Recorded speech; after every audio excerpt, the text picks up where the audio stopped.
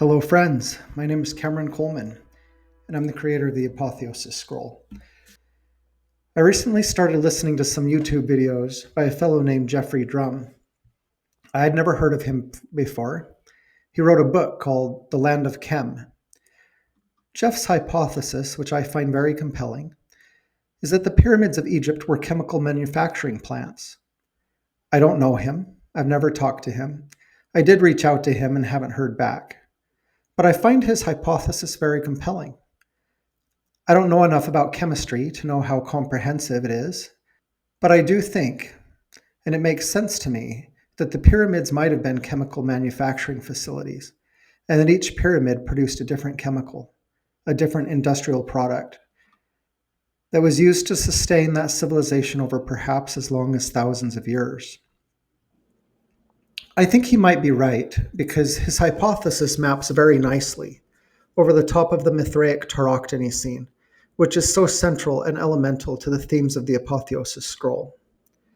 I'm going to try to explain the connection and why I care. John chapter 6 has a lot to say about the bread of life. Too much for me to tackle here today. But if we look at verses 3 to 15, there's a lot of mystery language about the multiplication of the bread of life. Without going into much depth today about the feeding of the multitude, I wanted to point out a few little bits as an introduction to a discussion about the bread of life and what Jesus of Nazareth might have been hinting at when he multiplied the loaves and fishes. So in the King James, John chapter 6, verses 3 to 15 go like this. And Jesus went up into a mountain, and there he sat with his disciples. Already, when we hear about Jesus going up to a mountain, we should be hearing temple themes. And the Passover, a feast of the Jews, was nigh. When Jesus then lifted up his eyes and saw a great company come unto him, he said unto Philip, Whence shall we buy bread, that these may eat? And this he said to prove him, for he himself knew what he would do. Philip answered him, 200 pennyworth of bread is not sufficient for them, that every one of them may take a little. One of his disciples, Andrew, Simon Peter's brother, said unto him, There is a lad here which hath 5 barley loaves and 2 small fishes. But what are they among so many? And Jesus said, Make the men sit down. Now there was much grass in the place. So the men sat down, in number about 5,000. And Jesus took the loaves, and when he had given thanks, he distributed to the disciples, and the disciples to them that were set down, and likewise of the fishes as much as they would. When they were filled, he said unto his disciples, Gather up the fragments that remain, that nothing be lost. Therefore they gathered them together and filled 12 baskets with the fragments of the 5 barley loaves which remained over and above unto them that had eaten. Then those men, when they had seen the miracle that Jesus did, said, This is of a proof that prophet that should come into the world. When Jesus therefore perceived that they would come and take him by force to make him a king, he departed again into a mountain himself alone. There's too much here to break down the whole thing today. So I just want to focus on a few little elements here. And this is the numbers that are involved in these verses. So 5 is the number, the esoteric number of man, of a human man and humankind in their body. That's not what I want to focus on today. I want to focus on the number 2 and the number 5 as the corresponding number of seals out of 7 in a mystery initiation. And so the 2 fishes represent the age of Pisces. The 2 small fishes represent Jesus's nascent mystery in commencing in the brand new age of Pisces. The number 5 in the Apotheosis Scroll corresponds to the 5th of 7 seals, which is the Gemini seal, or the seal of the throat, the mouth, the ears, and speaking and hearing. And the Apotheosis Scroll, as we'll see as we go along, takes the initiate from being a seed, which needs to be planted, all the way to becoming a loaf of bread that's baked in the oven. And upon being baked, is given a golden crown. So the fourth of 7 seals is the pulverizer that takes the grains and grinds them down and pulverizes them to dust so that they can become the flour, which is the main constituent of the bread of life. The next seal, which is the 5th seal, is the addition of yeast to that flour that can make it rise again. Okay? And so what can we do with only 2 fishes and 5 loaves among so many? The 5,000 indicates 5,000 men, so the number 5 for man, and a great multitude of them, as implied in the number 1,000. And so let's see what's going to happen later on, down in the verses 39 and 40, we have a pun, a play on this theme of yeast. And it says, "And this is the Father's will, which hath sent me, that of all which he hath given me I should lose nothing, but should raise it up again at the last day. And this is the will of him that sent me, that every one which seeth the Son and believeth on him may have everlasting life, and I will raise him up at the last day." And so there's that raising up, that he is risen, which is a pun or play on words with the function of yeast in bread. The other main overriding theme of these verses is to say that Jesus is a multiplier of this bread. And so we're talking about the multiplication of the bread of life on an industrial scale, on the scale of nation building, of creating a kingdom. Geoff Drumm explains in his book and on his YouTube channel called The Land of Chem that there's principally 3 types of stone used in the erection of the Egyptian pyramids. The base level is black basalt. The pyramid itself is made up mostly of white limestone. And the galleries, where he proposes that the chemical reactions took place, are composed primarily of red granite. Now, I've long been of the opinion that part of the reason the Mithraic tauroctony scene is structured the way it is to model the shape of Egyptian pyramids. First and foremost, the tauroctony scene is a model of the cosmos and is crafted to demonstrate that the right hemisphere of the human brain is an analog for the structure of the cosmos itself, with the cosmos and the human consciousness both revolving around a mutually analogous center point. In the cosmos, that center point is the celestial pole, around which even the pole stars revolve. In the human mind, it is the pineal gland, the little white stone spoken of in John's Revelation.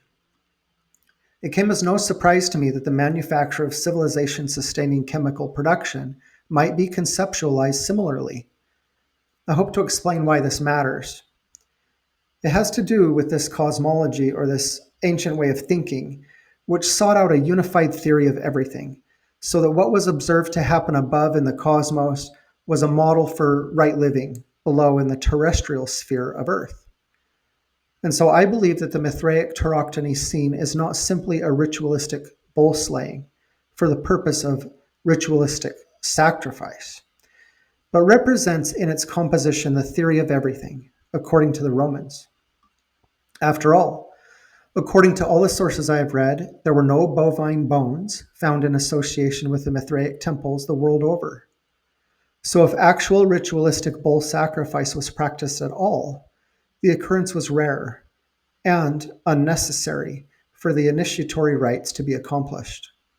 It would appear then that within the tauroctony scene, one can allegorize all the industry needed for civilization, as well as mysterious and wonderful mysteries of human biology, as well as expressing the ascent of the human soul through initiatic rites, and even the grand celestial pattern of the cosmos itself.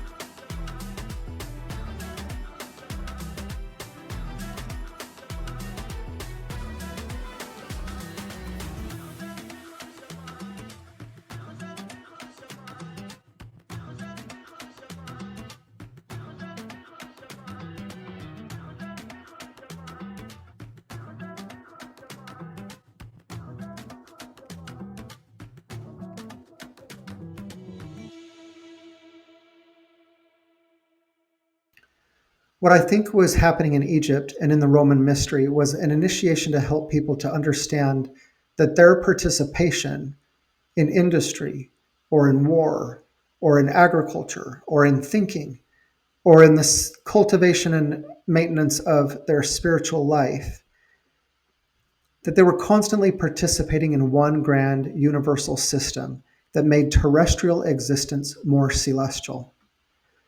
So I talked above about the three types of stone that go into creating the pyramid. And the tauroctony scene is likewise coded to correspond to these three types of stone. These three phases or types were likewise carried through the Middle Ages as an essential esoteric riddle, framed as the alchemical processes employed to obtain the philosopher's stone. The first and lowest of the alchemical processes was a transformation of the material caused by consuming it in fire, reducing the material to charcoal. It was thus represented by the color black, called in Latin negredo. The next step in the process was represented by the color white, albedo, which Geoffrey Drumm places in the lower digestive chambers of the pyramids. Finally, the primary chemical reaction for which the system was created takes place in the red granite galleries, represented by the color red rubedo. The ascent through these three gates or zones or these three phases of alchemical process would ultimately result for the alchemists in turning mundane materials into gold. My objective is a little more straightforward, but every industrialist will tell you that like an alchemist, he or she is likewise turning the mundane into gold. And so in the tauroctony scene, the southern hemisphere stars are represented by the Scorpio constellation, which is in the proximity of the bull's testicles or his underside, right? So the underside of the earth in the tauroctony scene was represented by a black scorpion. But just like the white limestone comprising the bulk of the Egyptian pyramids, the bull in the tauroctony scene was always white. And Mithras is red. He's completely cloaked in red riding gear. And so the most crucial chemical processes take place in the red granite upper chambers of the pyramids, which come to somewhat of a point, just like a Phrygian cap worn by Mithras, represented as the Phrygian youth, a young rider who is straddling Taurus and conforming the bull of the heavens into the shape of the Leo constellation. In so doing, Mithras is bringing the earth into conformity with celestial law. Meanwhile, the whole scene resembles the cross-section of an engineer's blueprint of the Egyptian pyramids as possible chemical plants. But this is for a reason no less profound. And so, Geoff Drumm has proposed that through a water medium, in the bent pyramid, various chemicals and chemical reactions were initiated to produce ammonia, ammonia being an extremely important chemical in agriculture. And Egypt was the world's agricultural breadbasket. Geoff talks about the symbolism of the dung beetle in Egypt and how important that symbol was to Egyptians gathering the bovine manure necessary to produce the methane gas employed in the production of ammonia, which ammonia was then used to fertilize the farmland beyond the Nile Valley. I hope I'm doing okay by him with my explanation here. The reason that I made the connection between the tauroctony scene and his hypothesis is because one of the hardest things to understand about the Mithraic tauroctony scene is the enigma of the scorpion conspicuously harvesting something from the scrotum of the white bull. I've never heard a satisfactory interpretation of it. Scorpio definitely seems to be gathering or collecting something there. I think what's being represented is the collection of ammonia in the digestive process, because as you probably know, when urea or urine is created, ammonia is a very important constituent of that chemical reaction in the body. And so I think that the scorpion at the scrotum of the bull is representing the harvesting of ammonia out of the lower chamber of the red pyramid, as represented in Geoffrey Drumm's Pyramids as Chemical Manufacturing Plants hypothesis. So, while I've talked about the tauroctony scene being a representation of the right hemisphere of the brain, and how it's a representation of the cosmos, I think it is also representing industry and the creation of ammonia, a civilization-building chemical essential to the cycle of the bread of life.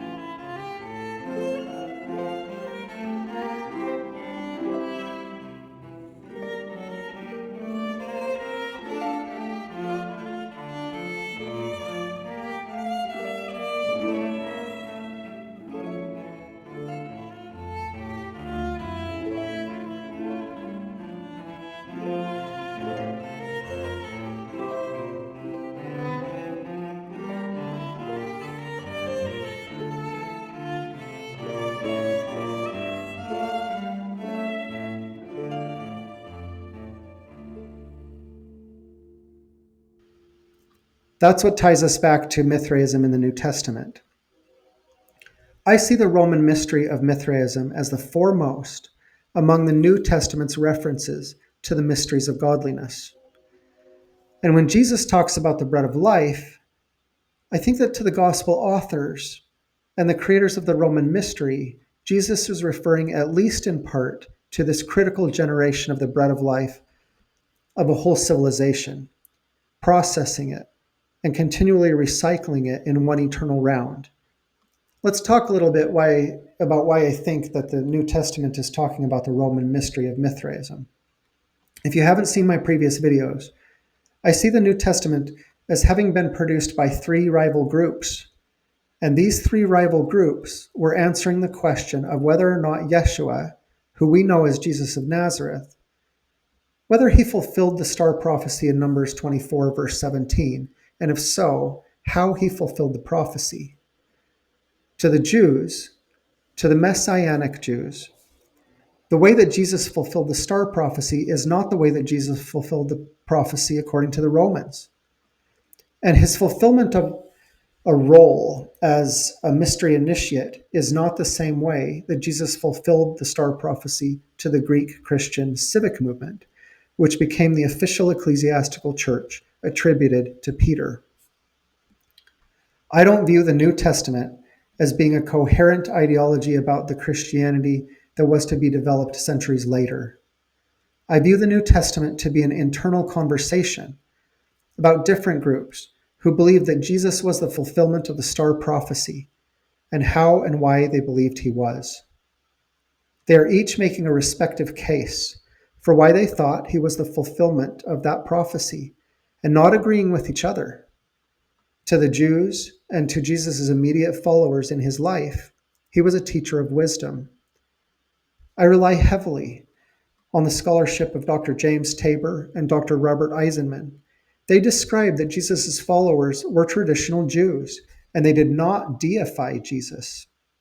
And that James, Jesus' brother, was his successor who went on to administer the ordinances of the Jerusalem temple until his death. They show that James did not consider his brother Yeshua to be divine, to be the incarnation of the Most High, perhaps inherently divine, perhaps innately divine, but not divine in a sense that Jesus should have been worshipped as the Most High, the God of Moses and of Israel. So how did Jesus become God, the one and only God of Platonism? I think that Jesus became God over time. But first he was recognized as the Saoshayant Messiah, prophesied in Zoroastrianism. The chief astrologer to the Caesars was the father to a man named Tiberius Claudius Balbulus. Balbulus was the chief astronomer to emperors such as Claudius and Tiberius, and even eventually Vespasian. It was while Tiberius Claudius Balbulus was chief astrologer to the Flavian court that Jesus became the Christ, the Messiah anticipated by Zoroastrianism. I think that this astrologer saw the star prophecy in the heavens, that he was watching for the person who fulfilled it, and he was looking particularly in Israel for that fulfillment to occur, and in no small part because of the star prophecy in Numbers. And I think that the same spirit that moved this astrologer to identify Yeshua as the Saoshayant Messiah and to write him into the Roman mystery of godliness as the immortal God sacrificed to bring about a newly remodeled earth is the same spirit that worked on people the world over to believe in this Christ. And so while Jesus' immediate followers in his life wouldn't have considered Jesus the God, the one and only God transcended, for they knew him as a man, I think that other religious traditions around Israel and intimate with Israel, particularly this astrologer who had the ability to do something with his hypothesis, I think that his identification of the Messiah was sincere and was the result of thousands of years of anticipation that was satisfied in the life of a holy man named Yeshua.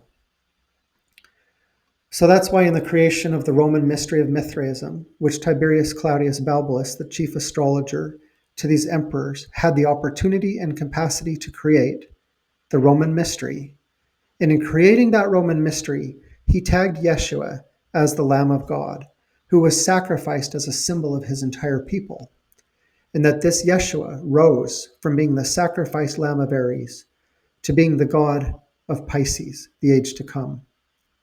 All of these things combined to create one of the primitive veins of the Roman mystery called Mithraism, and the tauroctony scene that I've shown so many times in my other videos as the production of the Roman unified theory, which is primarily and ultimately Tiberius Claudius Balbulus's brainchild, and a sincere mystery created to help, if possible, Rome to achieve its goals of the Pax Romana, which was not an ideology, but an attempt at civilization.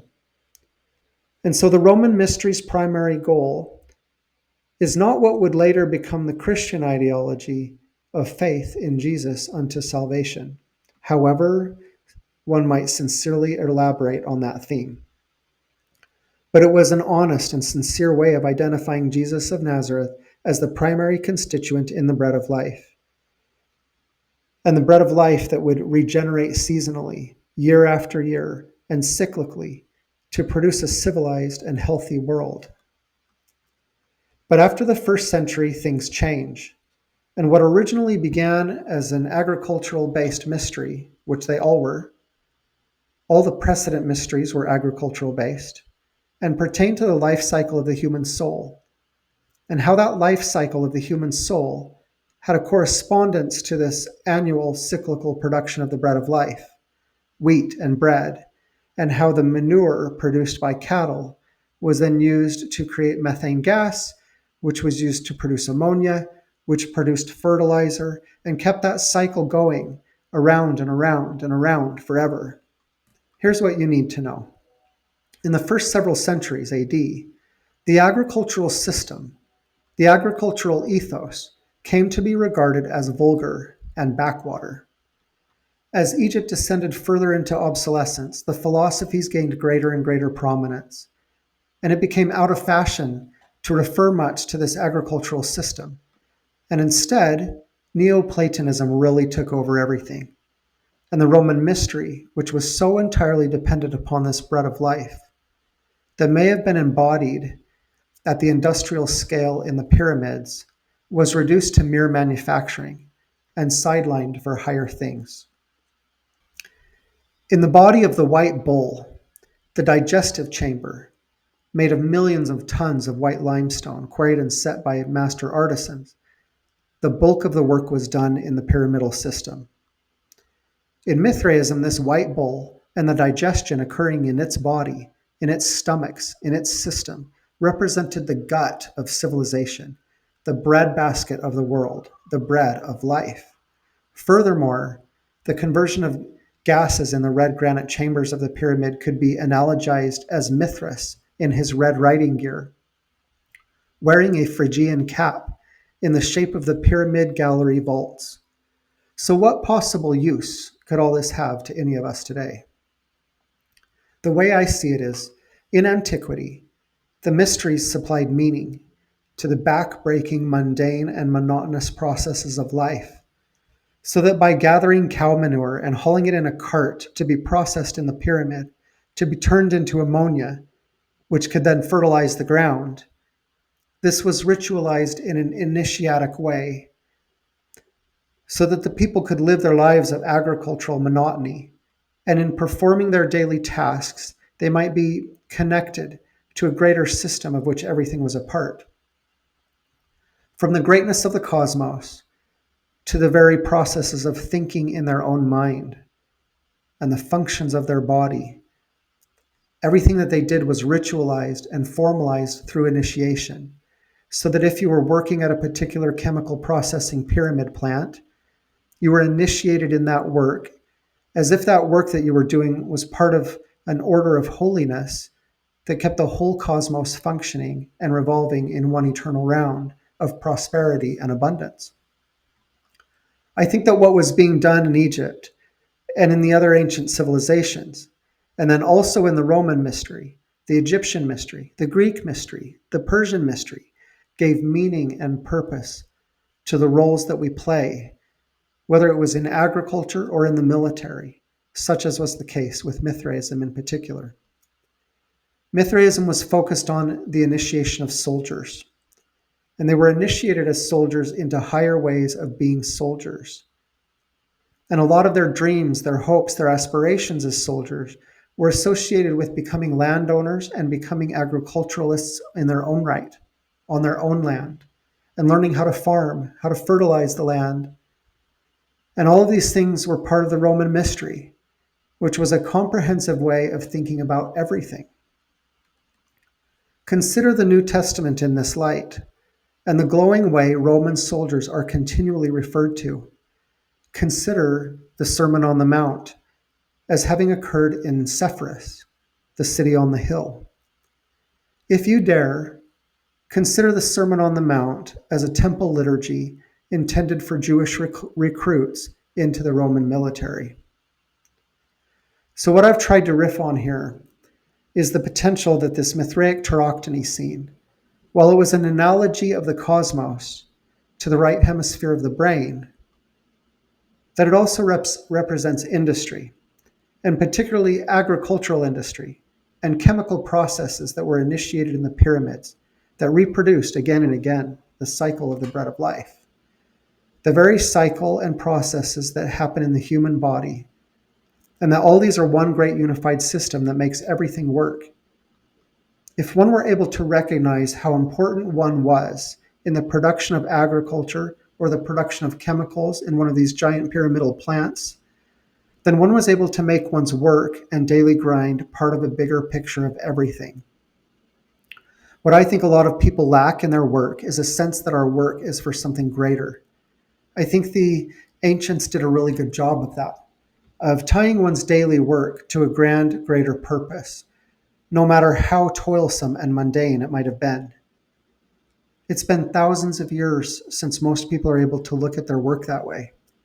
In the culture that I come from, that quest is the seeking of Zion, where people have things in common. And it was never a commonness like communism, but at its best, it was the commonness of a common purpose that went all the way down to what you did every day, what you built, what you made with your hands.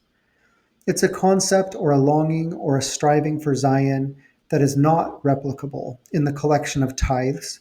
It's not replicable in an intermittent attendance of church. It has to involve everything that you do, where you are consecrated to that community effort. And I think that the ancients and some Zion building cultures were impregnated with that ideal by the mystery of godliness, which was riffing on the industry of Egypt that enabled that civilization to thrive for thousands and thousands of years. So that's what I've been thinking about lately. Thanks for listening, and I hope to talk to you again soon.